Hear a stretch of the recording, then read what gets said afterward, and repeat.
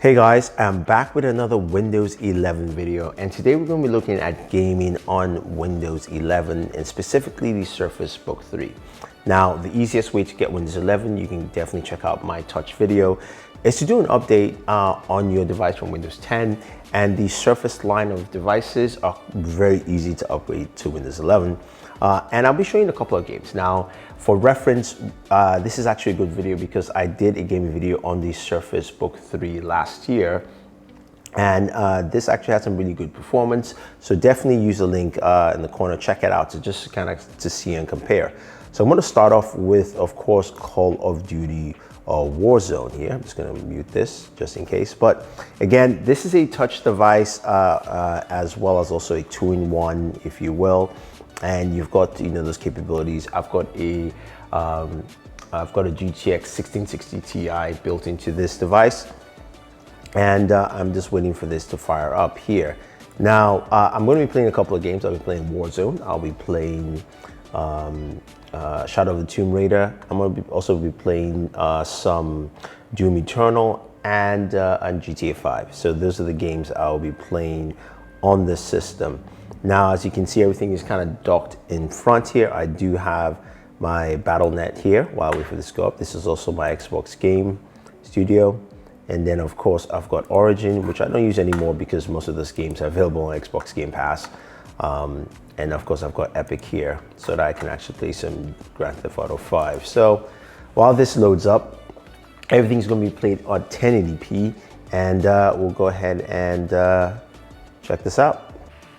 All right, so we're playing Call of Duty Warzone, and right now we're getting about 45 frames per second on average.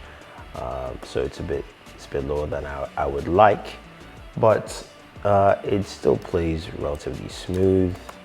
And if I dropped it down to 720p, I will get 60 frames.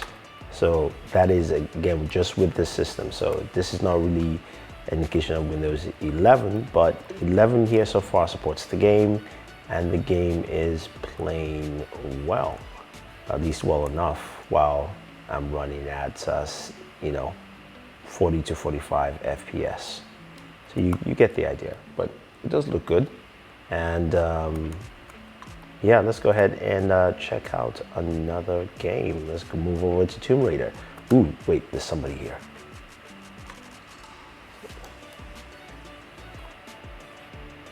Oh man, wrong gun. Oops, there we go. All right, Tomb Raider. Okay, so we have a benchmark for Shadow of the Tomb Raider, running the game on high, and display setting is 1620 by 1080. And you can see doing about 60 frames per second.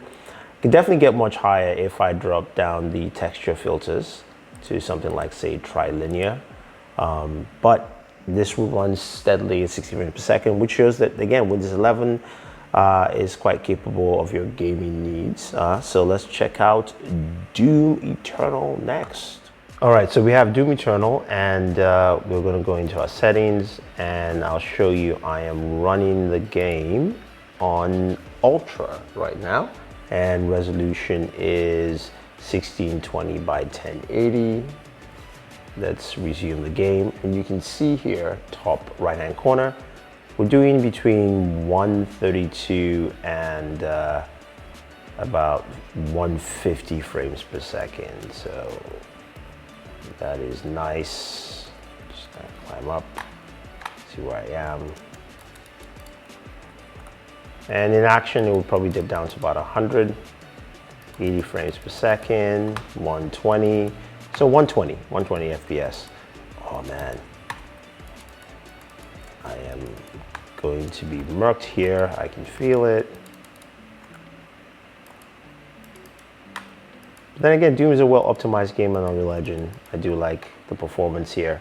It's pretty solid, and I think a lot of people will see that, again, this machine can run it quite well, as well as the fact that Windows 11 also runs pretty well in terms of your gaming performance. So if you got a better rig or something that's more powerful, you can definitely run this without any issues, but Windows 11 does a really good job right now of playing games on any setting you want. So when you fire up your Windows 11 laptop or desktop to game, you do have the option of having multiple desktops. That's something you can already do, but it's easier to label them and even change the wallpaper. Again, this is the beta, so my wallpaper is actually automatically changed back to Master Chief for each one. But I do have a gaming specific desktop. I have a regular desktop, I have a test. And you can see those have nothing on them.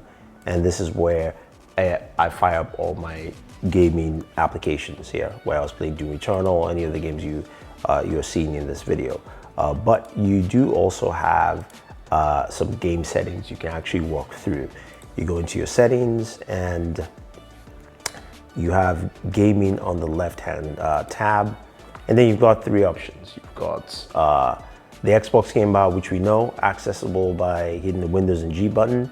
You can toggle that on and off if you want to. There's some shortcuts, and then there's the graphic settings. And then we've got captures, basically dealing with your preferences, video frame rate, what frame rate you want your capture to be, and all that fun jazz. And then we've got game mode. This basically, you toggle this on. This turns off things in the background, similar to what you find on smartphones. So allowing your PC to run at least as system efficient as possible for your gaming experience. So once this is fully optimized in terms of Windows 11 software, I think we're going to see more in terms of how it actually handles gameplay. But let's go ahead and check out some more games. And last up, we have GTA 5, which is currently between 60 to 70 frames per second. So that's pretty nice. Looks pretty good. You're gonna jump in the car, do some driving around.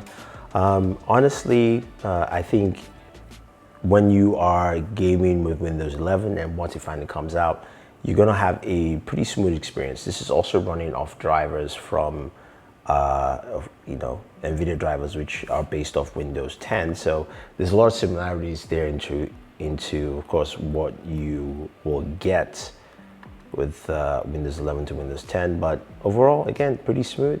Doing about 69 frames per second as I'm driving here. I wonder where my buddy went. I'm not even sure. Did he go the other way?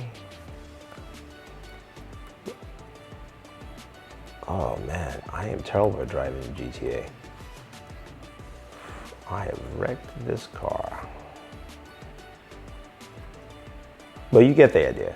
I think we're going to see a very smooth experience. Some of those benefits of Windows 11 that Microsoft mentioned with the quick access RAM and things like that, that I think we'll see with gaming rigs as well as also dedicated systems or personal builds. So I think that will actually feature very well. But overall, I like the experience. I definitely will try this on more powerful hardware and let you guys know. But that's pretty much it, guys. If you have any questions or any comments about gaming on Windows 11, let me know. Otherwise, don't forget to like, share, subscribe, and always enjoy your entertainment.